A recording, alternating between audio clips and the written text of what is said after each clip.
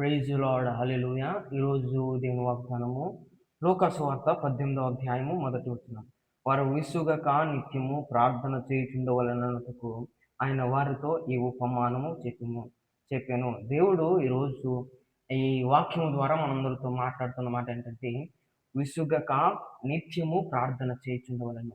ఈరోజు ఈ లోక సంబంధమైన వాటిని చూడడానికి కానీ, వాటి కొరకు పరిగెట్టుకోవడానికి కానీ మనం విసుగు రాదు. కానీ ప్రార్థన చేయుటకు, వాక్యం చదువుటకు, వాక్యాన్ని ధ్యానించుటకు మనకు విసుగు వస్తూ ఉంటుంది. అందుకనే దేవుడు అంటున్నాడు, విసుగక నిత్యము ప్రార్థన చేయుచుండవలెను అంటున్నాడు.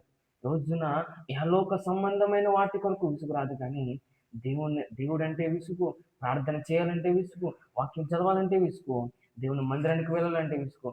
వెళ్దాంలే, ఇంకా చేద్దాంలే, ఇంకా ప్రార్థన ఇంకా మొదలెట్టలేదు కదా, ప్రార్థన ఇంకా స్టార్ట్ అవ్వలేదు కదా అనేటువంటి ఆలోచనతో మనం ఉండిపోతున్నాం.